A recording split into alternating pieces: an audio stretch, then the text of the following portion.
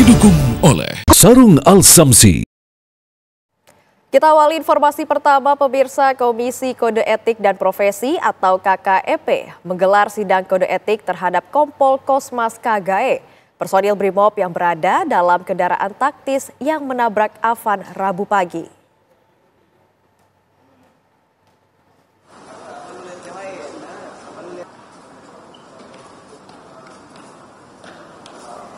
Sidang Komisi Kode Etik dan Profesi atau KKEP terhadap perwira menengah Kompol Kosmas KGAE yang duduk di samping kiri pengemudi ini digelar secara tertutup di gedung TNCC Mabes Polri Jakarta Selatan.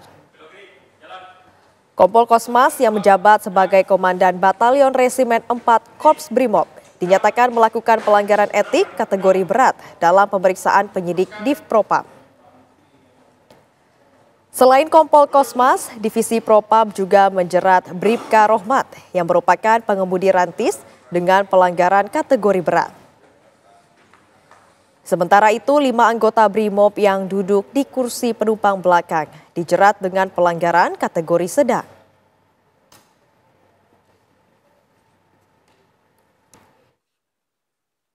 Dengan kejadian atau peristiwa bukan menjadi niat, sungguh-sungguh demi Tuhan, bukan ada niat untuk membuat orang celaka, tetapi sebaliknya. Namun peristiwa itu sudah terjadi. Pada kesempatan ini saya juga mau menyampaikan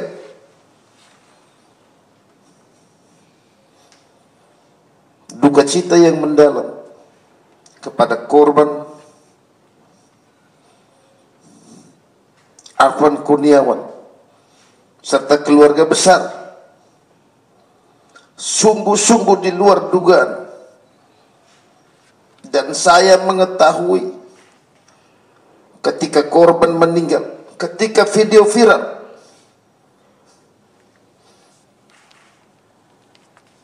dan kami tidak mengetahui sama sekali pada peristiwa dan waktu yang kejadian tersebut.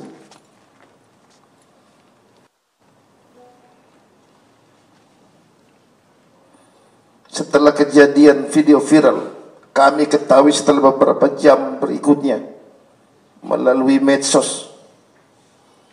Dan kesempatan ini pula saya juga mohon maaf kepada pimpinan Polri ataupun rekan-rekan Polri yang sedang bertugas menjaga keamanan ketertiban umum.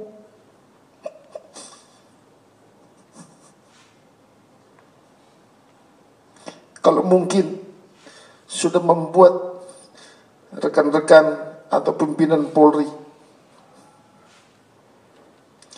menjadi pekerjaan yang banyak mengorbankan waktu dan tenaga, tapi bukan maksud dan tujuan kami. Tujuan kami hanya melaksanakan tugas totalitas pengabdian kami kepada negara dan bangsa, menjaga ketertiban dan keselamatan, harta benda dan lain-lain demi keamanan ketertiban umum.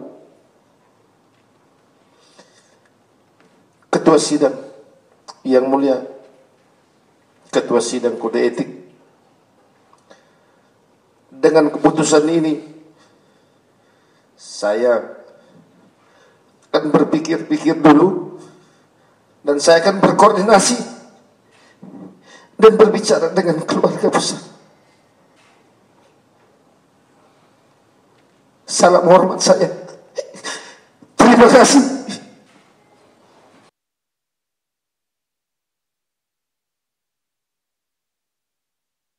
Pemirsa, Kepolisian Daerah Sulawesi Selatan menangkap 11 orang tersangka aksi anarkistis terhadap kantor DPRD Makassar dan DPRD Sulawesi Selatan. Belasan orang tersebut diduga melakukan tindakan anarkis saat aksi demonstrasi pada Jumat malam lalu yang menewaskan 4 orang.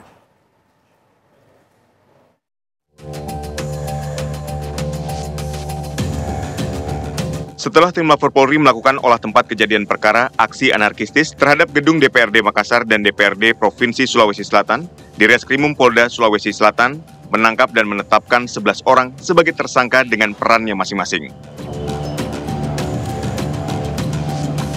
Polisi masih mendalami dugaan penghasutan atau ajakan demo anarkistis yang mengakibatkan 4 orang meninggal dunia.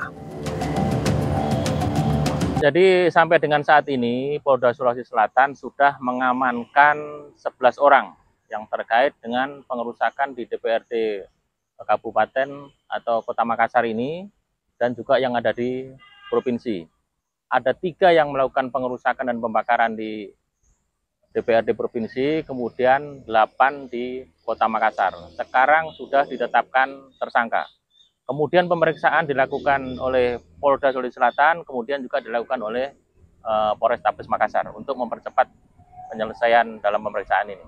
Ada berbagai macam peran, ada yang melakukan pencurian ya, 363, ada beberapa aset di sana yang dibawa, kemudian juga pengerusakan, ya, pengerusakan di kantor DPR itu, kemudian juga ada yang melakukan pembakaran.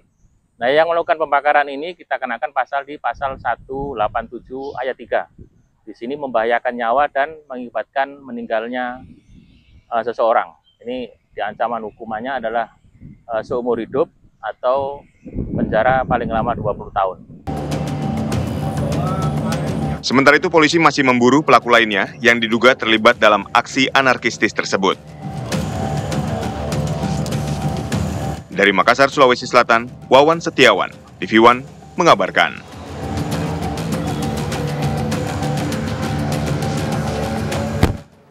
Pemirsa, perwakilan mahasiswa dari sejumlah kampus, termasuk Gerakan Mahasiswa, menemui pimpinan DPR RI di Kompleks Parlemen Jakarta. Mereka menyuarakan aspirasi dan keresahan yang dialami oleh rakyat. Wakil Ketua DPR RI Sufmi Dasko Ahmad, Saan Mustafa hingga Cucun Ahmad Syamsurijal menerima sejumlah badan eksekutif mahasiswa dan organisasi gerakan mahasiswa di Kompleks Parlemen Jakarta. Masing-masing mahasiswa menyampaikan aspirasi terkait persoalan bangsa yang dihadapi. Mereka juga meminta DPR meninjau ulang gaji dan tunjangan yang selama ini diterima oleh anggota dewan. Tak sampai di situ, sejumlah mahasiswa menuntut agar tindakan anarkistis yang terjadi pada akhir Agustus diusut tuntas.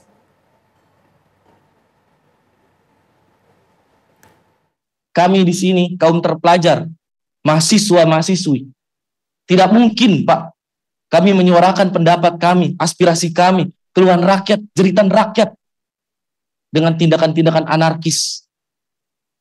Betul tadi kata saudara dari BMUI, bahwasannya beberapa hari belakangan ini mungkin banyak sekali propaganda dari beberapa oknum-oknum provokator untuk mencederai nilai-nilai perjuangan yang kami perjuangkan ini.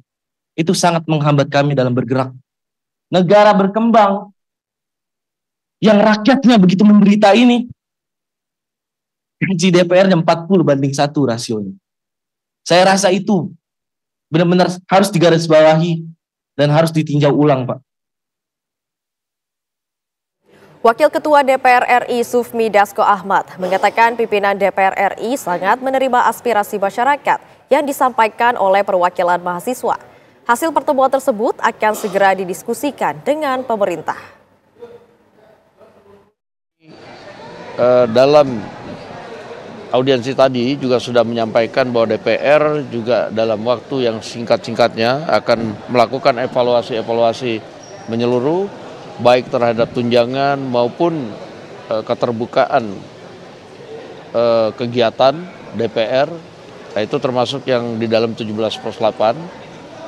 Kita akan lakukan besok rapat evaluasi dengan pimpinan-pimpinan fraksi untuk menyatukan pendapat dan kesepakatan di DPR. Nah, kalau kemarin dalam aksi penyampaian pendapat, sebenarnya kami juga mau keluar untuk menerima seperti pada hari ini. Pada hari ini ada perwakilan dari DPR yang menerima keluar untuk aksi pengunjuk rasa.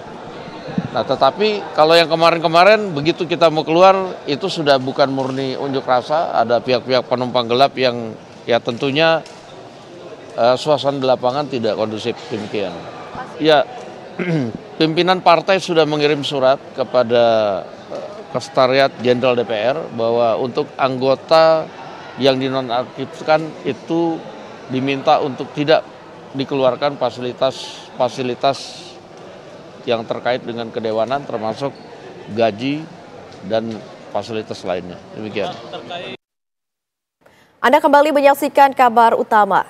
DPP Partai Nasdem telah mengirim surat ke fraksi Partai Nasdem di DPR untuk membekukan sebuah fasilitas atas nama Ahmad Sahroni dan Nafa Urbah. Fasilitas yang melekat diantaranya gaji, tunjangan hingga fasilitas lainnya.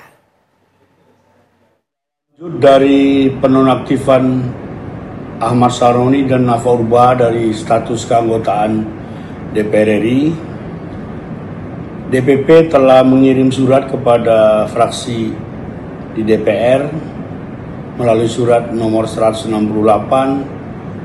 untuk membekukan semua fasilitas atas kedua orang tersebut, baik gaji, tunjangan, dan fasilitas lain yang melekat terhadap mereka dalam status kedewanan. Untuk selanjutnya, satu tahap lagi kita akan membawa kasus ini ke Mahkamah Partai.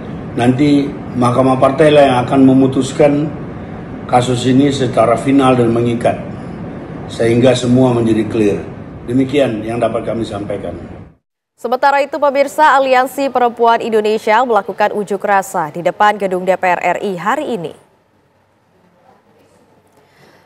Para peserta aksi kompak memakai baju berwarna pink yang identik dengan perempuan serta membawa sapu lidi sebagai simbol bersih-bersih negara. Tidak hanya dari Jakarta, namun massa hadir dari berbagai kota, bahkan hingga Papua dengan total hingga 300 orang. Unjuk rasa ini sebagai bentuk penolakan tindak kekerasan dalam aksi unjuk rasa. Menariknya, dalam aksi tersebut, polisi wanita atau Polwan yang bertugas membagi-bagikan air mineral untuk peserta aksi.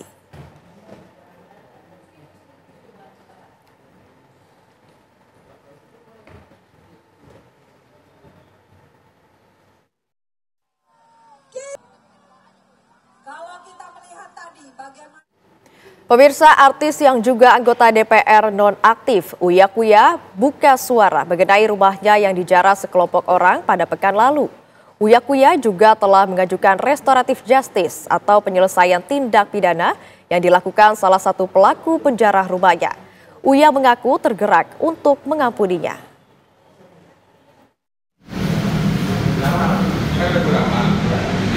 Di balik insiden penjarahan rumahnya di Duren Sawit, Jakarta Timur pada 30 Agustus 2025, Uya Kuya membagikan kisah pilu.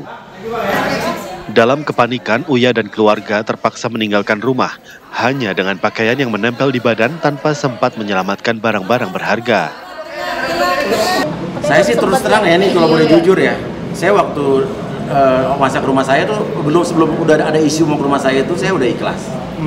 Terus waktu ibaratnya lihat video akhirnya tembus, kan warga sekitar tuh menolong, menjaga. Warga tetangga-tetangga saya orang-orang baik, dia menjaga dan menghalangi orang-orang yang masuk, tapi tiba-tiba ada rombongan dari luar lebih langsung rangsek seperti ada provokatornya yang langsung ngasih komando. Ya akhirnya udah nggak terbendung, saya habis itu udah matiin telepon, saya udah pasrah aja. Saya udah nggak cerita. Anak-anak nangis lah, pasti kan di situ ada barang-barang, foto-foto keluarga kita yang gede-gede, yang foto-foto anak-anak masih kecil, foto nikah. Mertua ada di tempat yang aman, orang tua saya di tempat yang aman. Cuman bawa 4 baju dan benar-benar di situ kita tidak sempat keluarin apa-apa, cuman bawa 4 baju sama bawa mobil udah. Jadi kalau dibilang kita ninggalin rumah, emang ninggalin rumah dalam keadaan emang bingung karena kita nggak nyangka juga orang bakal masuk kayak begitu. Dan itu surat-surat segala macam, akte nikah segala macam, orang mertua saya segala macam itu ya udah nggak ke bawah. Rabu sore, Uya Kuya juga mendatangi Mapolres Jakarta Timur untuk mengajukan restoratif justice atau penyelesaian tindak pidana yang dilakukan salah satu pelaku penjarahan rumahnya yang ternyata merupakan seorang wanita. Bahwa tadi ada seseorang terduga pelaku yang diamankan di dekat rumah saya dan dibawa ke sini. Terus habis itu tadi saya ngecek, ternyata ada seorang terduga pelaku, seorang ibu-ibu, udah umurnya lebih tua dari saya. Tadi membawa AC ya, AC yang di dalam rumah tuh indoor AC. Tapi tadi saya ketemu dengar cerita dari teman-teman rekan-rekan polisi di sini juga, karena kondisinya ibu ini juga dia pekerjaannya tukang parkir. Tadi saya memutuskan saya mengambil inisiatif untuk saya yang mengajukan restoratif justice. Jadi saya tanya ke pihak kepolisian apakah bisa ada metode restoratif justice. Dia bilang bisa, antara yang mengajukan terduga pelaku atau saya sebagai korban. Tapi saya langsung sebagai korban, saya yang mengajukan dulu udah. Meskipun ada beberapa pelaku penjarahan lain yang sudah ditangkap polisi, namun Uya Kuya menyerahkan semua proses hukum kepada pihak kepolisian. Dari Jakarta, Simon Tobing, TV One mengabarkan. Menteri Hukum Supratman Andi Aktas akan berbicara dengan Dewan Perwakilan Rakyat atau DPR RI untuk membahas rancangan Undang-Undang Perampasan Aset. Pertemuan ini untuk membahas apakah akan menjadi usul inisiatif pemerintah atau inisiatif DPR. Sekali lagi dari awal, Bapak Presiden sudah menegaskan bahwa RUU Perampasan itu akan menjadi prioritas. Saat ini karena kondisinya di DPR masih, ya teman-teman tahu, kita lagi berusaha untuk pengesahan prolegnas yang akan datang untuk tahun 2026. Yakin dan percaya Bapak Presiden sudah mengeluarkan statement itu berkali-kali. Terakhir di hadapan para teman-teman buruh ya. Dan yang kedua, DPR juga sudah menyatakan kesiapannya untuk membahas. Jadi ini tinggal soal waktu. Karena itu nanti kami akan bicara dengan pimpinan DPR apakah ini menjadi usul inisiatif pemerintah atau akan menjadi usul inisiatif DPR. Kalau menjadi usul inisiatif DPR, saya pastikan itu akan jauh lebih cepat. Kepala Kantor Komunikasi Kepresidenan atau PCO merespon desakan PBB yang meminta pemerintah Indonesia menginvestigasi tewasnya 10 orang saat demo anarkistis terjadi. Hasan Nasbi menegaskan, pemerintah Indonesia memberikan atensi untuk mengusut tuntas insiden tersebut.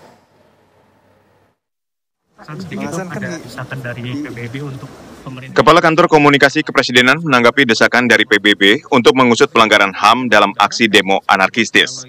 Hasan Nasbi menjelaskan, tanpa surat dari PBB, pemerintah telah memberikan atensi untuk mengusut tuntas pelanggaran yang terjadi dalam demo anarkistis tersebut.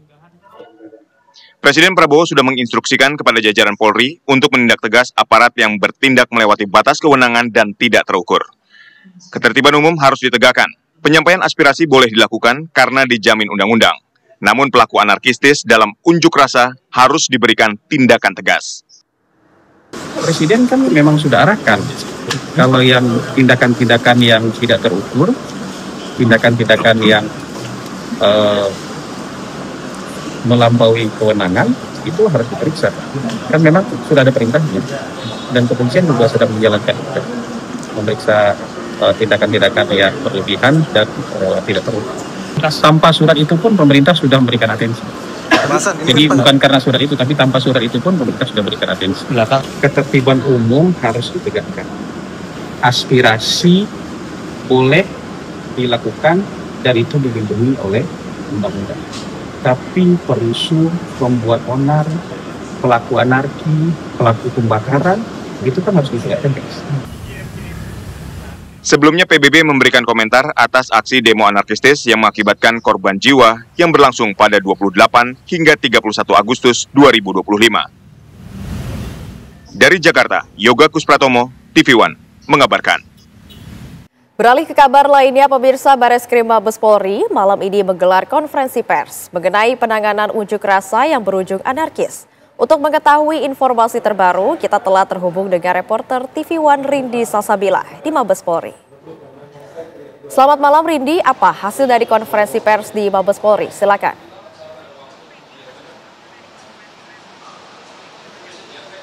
Ya, selamat malam Felicia dan juga pemirsa. Memang hari ini Direktorat Tindak Pidana Cyber Bareskrim Polri baru saja menggelar konferensi pers terkait akun-akun media sosial yang mengunggah konten provokatif terkait demonstrasi yang terjadi pada akhir Agustus lalu. Dan memang berdasarkan keterangan dari konferensi pers tadi dari Direktorat Tindak Pidana Cyber Bareskrim Polri ini telah melakukan patroli cyber pada 29 Agustus hingga 3 September 2025 ini, dan dari Bareskrim Polri pun juga telah bekerja sama dengan Kementerian Komunikasi dan Digital untuk memblokir akun-akun yang diduga menyebar provokasi begitu ya terkait aktivitas demonstrasi atau unjuk rasa yang dilakukan dalam waktu beberapa belakangan ini gitu.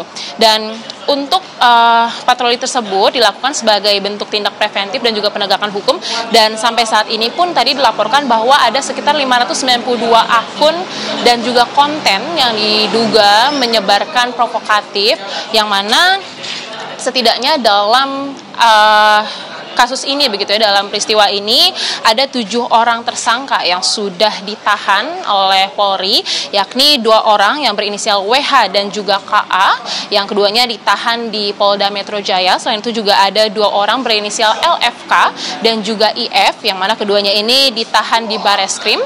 Lalu ada 2 orang berinisial SB dan juga G, yang mana keduanya ini merupakan pasangan suami istri, yang mana mereka ini ditahan di Polda Metro Jaya, dan satu lagi berinisial CS. Namun untuk berinisial CS ini tidak ditahan dan ia diwajibkan untuk melapor dalam kurun waktu 1 kali 24 jam. Dan tadi juga kami dijelaskan terkait konten-konten apa saja yang diunggah oleh 7 tersangka ini, yang mana yang pertama adalah manipulasi informasi elektronik begitu, yang mana diantaranya adalah mengubah imbauan gitu, surat imbauan dari Ketua Partai Buruh yakni Said Iqbal kepada pelajar dan pekerja untuk tidak mengikuti aksi demonstrasi pada 28 Agustus. Namun oleh pelaku ini diubah diksinya dan kata-katanya menjadi ajakan untuk mengajak pelajar dan pekerja itu untuk mengikuti demonstrasi. Lalu juga ada pelaku yang membuat dan mengunggah konten video yang menimbulkan rasa benci kepada individu atau kelompok masyarakat tertentu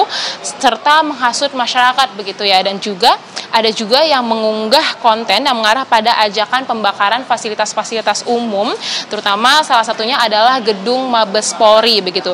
Dan pelaku juga ada yang dapat dikatakan tanpa memiliki hak mentransmisikan dokumen elektronik milik orang lain atau publik. Dan terakhir juga ada pelaku yang membuat konten provokatif terkait pelaksanaan demonstrasi yang berpotensi membahayakan objek vital nasional dan juga menghasut masyarakat untuk melakukan demonstrasi di Bandara Soekarno-Hatta, Jakarta. Dan sementara demikian laporan dari kami, kembali ke studio. Felicia. Ya, Rindi, untuk platform yang digunakan oleh pelaku ini platform apa saja, Rindi?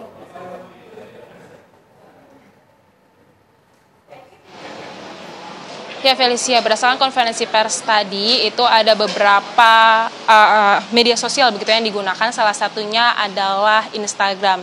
Namun dapat dipastikan untuk ke-7 tersangka ini sudah ditahan seperti yang sudah saya jelaskan tadi.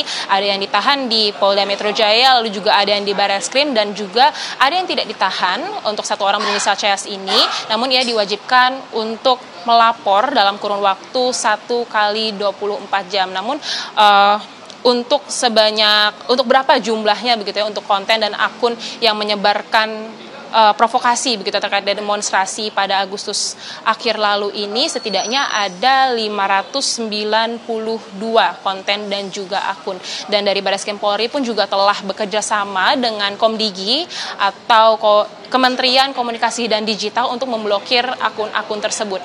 Felicia. Terima kasih banyak Rindi Salsabila atas laporan Anda. Selamat bertugas kembali. Terima kasih Anda masih menyaksikan kabar utama.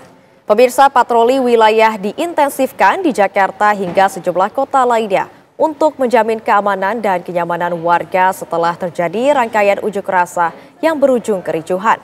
Tidak hanya unsur aparat keamanan, patroli di sejumlah kota dan kabupaten juga diikuti oleh para pemimpin daerah.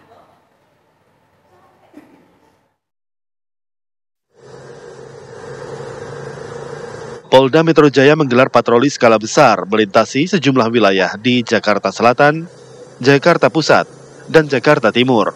Patroli skala besar diikuti 288 personel yang terbagi dalam 2 rombongan. Patroli digelar untuk memastikan keamanan di wilayah Jakarta setelah terjadi rentetan unjuk rasa yang juga diwarnai kerusuhan. Diharapkan warga kembali merasa aman dan nyaman untuk menjalani aktivitas seperti biasa.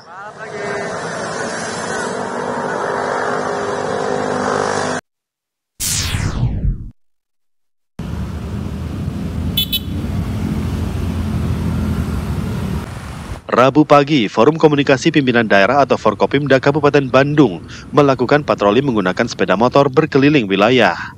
Patroli bertujuan memastikan kondisivitas setelah unjuk rasa. Sejumlah lokasi dikunjungi seperti pasar hingga kantor-kantor pelayanan dan juga perbankan. Kepolisian mengimbau warga agar tidak terpancing provokasi, rumor maupun hoaks. Patroli akan diintensifkan untuk mencegah tindakan perusuh dan menjamin keamanan serta kenyamanan warga.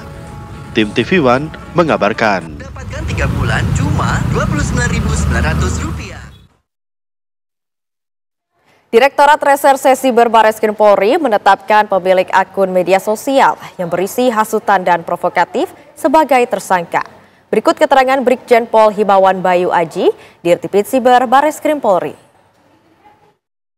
Bekerjasama dengan Kementerian Komunikasi dan Digital untuk melakukan pemblokiran akun dan konten yang sampai dengan hari ini tercatat sejumlah 592 akun dan konten, di mana akun-akun media sosial tersebut menyebarkan provokasi, mengajak dan menghasut masyarakat melalui media sosial untuk melakukan tindakan melanggar hukum pada saat kegiatan unjuk rasa. Terkait dengan penyelidikan dan pengusutan akun-akun ini masih tetap berlanjut, jadi kita masih tetap dalami. Kita dalami dari yang kita sudah ungkap ya hari ini.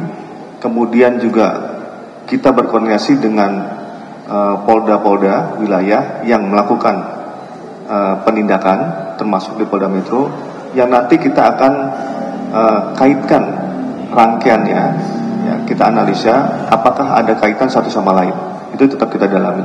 Kemudian yang kedua juga kita tetap melakukan patroli cyber untuk melihat apakah ada akun-akun lain yang masih memprovokasi, yang juga akun-akun lain yang terkait dengan yang sudah kita lakukan penangkapan yang belum dilakukan penindakan. Pemirsa, isak tangis mewarnai kedatangan 5 jenazah satu keluarga yang ditemukan tewas dikubur di belakang rumah korban. Pihak keluarga berharap petugas dapat mengusut tuntas misteri kematian satu keluarga juragan sembako tersebut.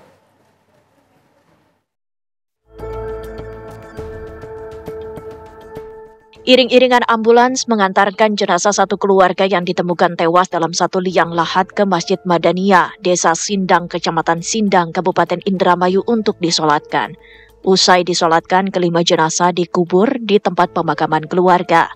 Kerabat korban masih tak percaya jenazah almarhum Sahroni, anak, menantu, serta kedua cucunya ditemukan tewas terkubur di belakang rumah berlantai 2 milik korban di Kelurahan Pauman, Kecamatan Indramayu, Kabupaten Indramayu. Pihak keluarga berharap petugas dapat membuka tabir kematian satu keluarga tersebut. Nah, masalah tuntutan itu masih berlanjut untuk masalah hukum di Polres. Untuk selanjutnya mungkin bisa ditanyakan. Semua merasa berat bahwa itu orang baik ya. Di keluarga kita orang baik, jadi merasa kehilangan, apalagi kehilangan satu keluarga. Bahkan Haji Sahroni itu sudah kehilangan anak dan istri terlebih dahulu. Sekarang anak dan mantu dan cucunya itu diambil Allah dengan cara yang tidak benar. Temuan jenazah berawal dari kecurigaan keluarga yang sulit menghubungi korban sejak Kamis kemarin. Keluarga pun terkejut saat melihat adanya kaki yang menonjol dari tanah di area samping rumah. Bahkan 2 korban merupakan anak-anak. Diduga kuat kematian kelima almarhum merupakan korban pembunuhan. Saat ini, Polres Indramayu masih melakukan pemeriksaan mendalam guna mengungkap kasus ini. Dari Indramayu, Jawa Barat, Opi Riharjo, TV One, mengabarkan. Beralih ke kabar lainnya, pemirsa, ratusan relawan yang tergabung dalam Global Sumut Flotilla mengikuti technical meeting di Gedung Buruh, Tunisia sebelum berlayar menembus blokade Gaza. Technical meeting dilakukan agar pelayaran berlangsung aman dan sesuai prosedur. Misi kemanusiaan ini mendapat dukungan penuh dari Duta Besar Indonesia untuk Tunisia, Zuhairi Misrawi. Sebelum memulai pelayaran, para relawan akan kembali mempersiapkan fisik dan mental, serta strategi dalam aksi konvoi menembus blokade Gaza dan membebaskan Palestina dari penjajahan Zionis Israel. Relawan kembali menegaskan misi mereka adalah misi damai bagi Gaza, Palestina.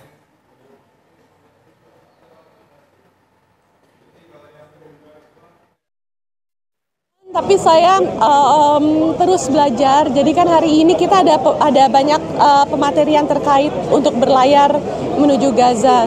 Jadi hari ini tuh benar-benar ditekankan bahwa ini non-violence sailing, benar-benar non-violence. Jadi kita tuh kesana tuh bukan untuk memerangi atau apapun itu. Tujuan utamanya adalah untuk let the aid enter and break the siege. Benar-benar non-violence. Jadi tadi benar-benar diulang terkait itu. Bahkan orang-orang yang berhubungan atau terhubung dengan hal-hal yang violence, kalau mereka detect, mereka akan langsung mengeluarkan dari Global Freedom Flotilla ini gitu. Jadi emang ini dijaga banget bahwa ini adalah non-violence dan tujuannya untuk membuka koridor kemanusiaan. Materi tadi yang disampaikan seperti itu. Terus juga disampaikan beberapa skenario-skenario yang harus kita siap dan yang harus kita lakukan ketika skenario itu terjadi, karena sudah terjadi di beberapa pelayaran. Anda kembali menyaksikan kabar utama. Pemirsa, 5 rumah kontrakan dan lapak di Jalan Kampung Jembatan Cipinang, Jakarta Timur ludes terbakar hari ini. Api yang membesar membuat warga panik dan sebagian warga yang berada di lokasi berjibaku memadamkan api. Tak berselang lama, petugas pemadam kebakaran langsung bergerak memadamkan api agar tidak merembet ke bangunan di sekitarnya. Tidak ada korban jiwa dalam kebakaran ini. Penyebab kebakaran diduga dari korsleting listrik.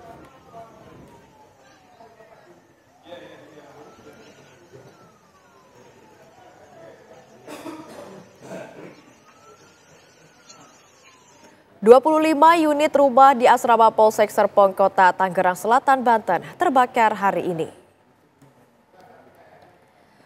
Menurut beberapa saksi mata, api pertama kali muncul dari salah satu rumah milik warga.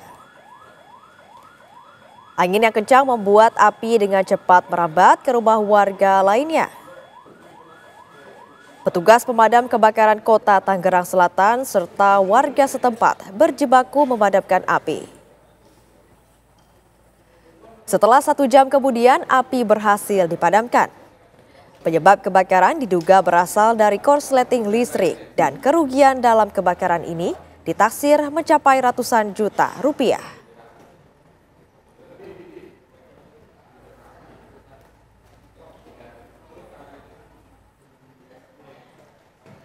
Pemirsa, beragam informasi penting sepanjang hari ini kami hadirkan sebagian diantaranya dalam kilas kabar berikut ini.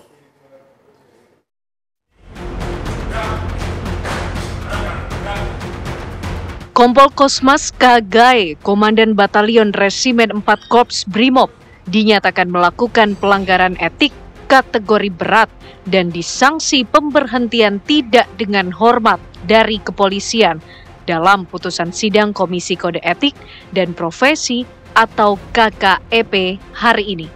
Sidang kode etik terhadap Kompol Kosmas Kagae, personil Brimob yang duduk di samping kiri pengemudi kendaraan taktis yang menabrak Avan, yang digelar secara tertutup di gedung TNCC Mabes Polri, Jakarta Selatan.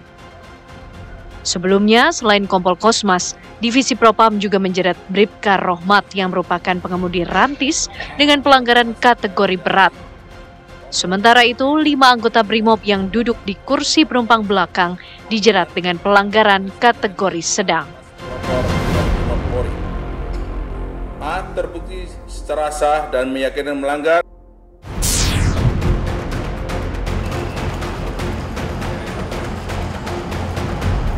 Setelah tim Lab 4 Polri melakukan olah tempat kejadian perkara aksi anarkistis terhadap gedung DPRD Makassar dan DPRD Provinsi Sulawesi Selatan yang menewaskan 4 orang korban, Direskrimum Polda Sulawesi Selatan menangkap dan menetapkan 11 orang sebagai tersangka dengan perannya masing-masing. Dan saat ini, polisi masih memburu pelaku lainnya yang diduga terlibat dalam aksi anarkistis tersebut.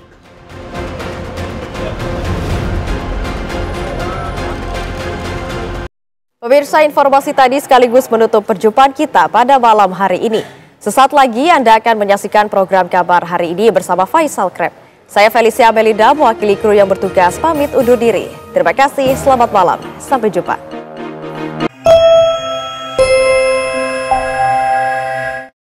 Didukung oleh Sarung Al Samsi.